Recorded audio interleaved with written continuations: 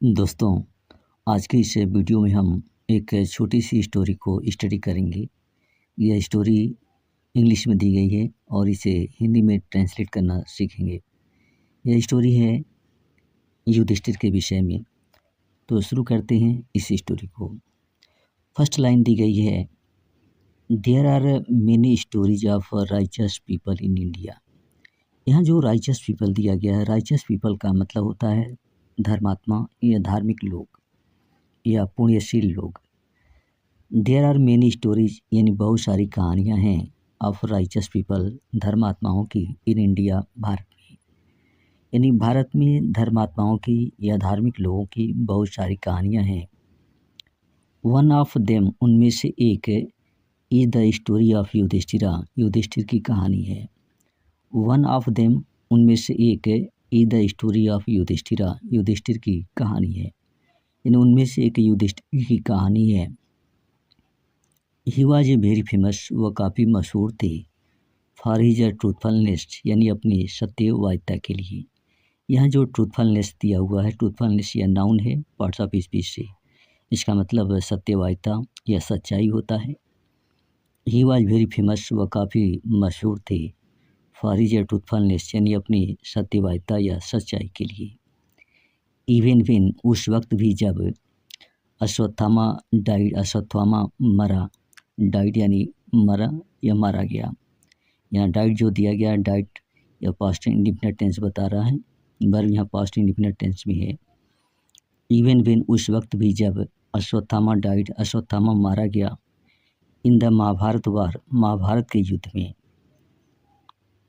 तो he did not give up, उन्होंने नहीं छोड़ा हिज ट्रूथफुलनेस, अपनी सत्यवादिता को। यहाँ जो डिड नॉट गिव अप दिया गया है, did not give up, did not से तो डिड नॉट गिव अप यह बता रहा है पास्ट इंडिफिनिट टेंस का negative sentence. Past indefinite tense जिसमें वर्ब की सेकंड फॉर्म होती है और निगेटिव होने पर डिड नॉट और वर्ब फर्स्ट फॉर्म में होती है। तो डिड नॉट गिव अप से यह पास्ट इंडिफिनिट टेंस का निगेटिव है और ट्रूथफुलनेस का मतलब है सत्यवादिता।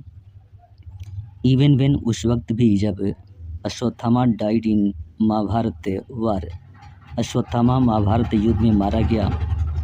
He did not give up his truthfulness, उन्होंने अपनी सत्यवादिता को नहीं छोड़ा। और अब सेकंड पैसेज है, सेकंड पैसेज दी गई है, अ vivid example of loyalty is also found in his life. यहाँ जो विविड जो दिया गया, विविड का मतलब होता है उज्ज्वल, स्वच्छ, चमकदार या फिर ज्वलंत।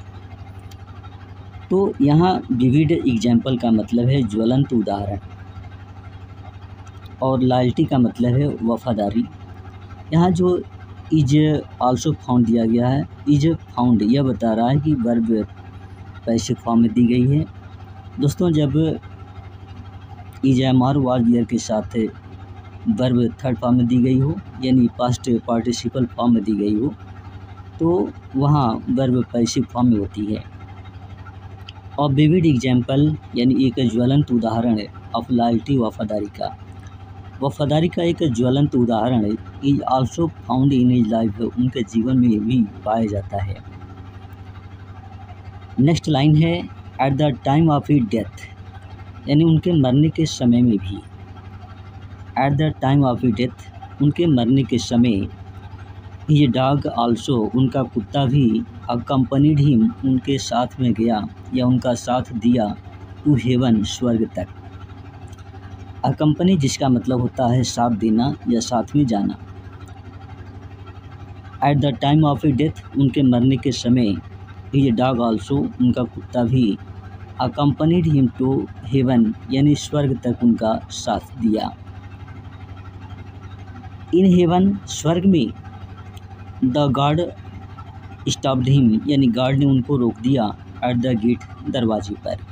यहाँ जो स्टॉप्ड लिखा हुआ है, स्टॉप्ड स्टॉप का सेकंड फॉर्म है, यहाँ से पास्ट इंडिफिनिट टेंस से बन रहा है। इन हेवन, स्वर्ग में। द गार्ड यानी गार्ड ने या प्रहरी ने, स्टॉप्ड हिम, उनको रोक दिया, एट द गेट, दरवाजे पर।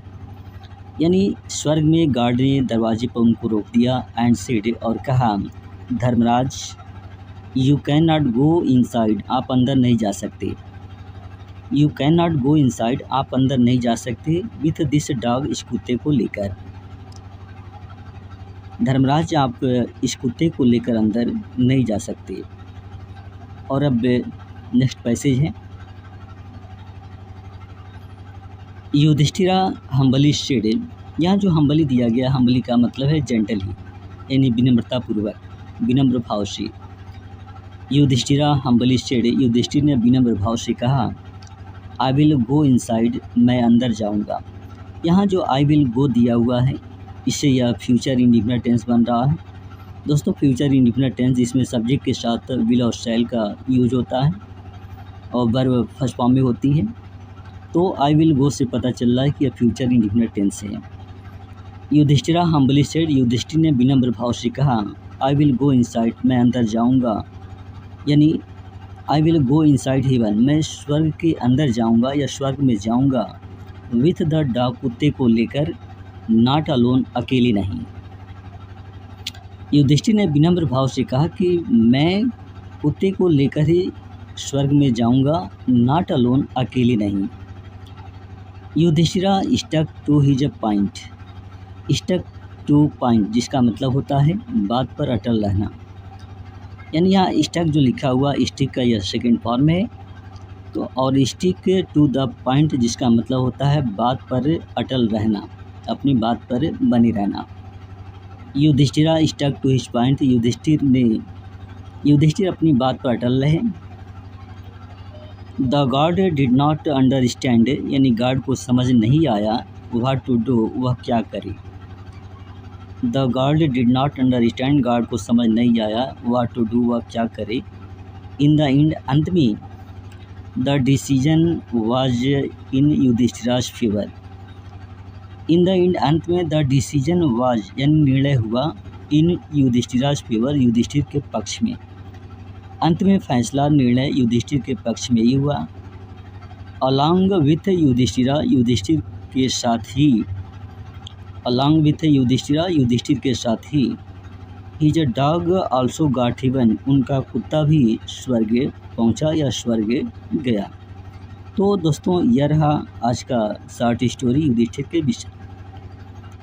के विषय में।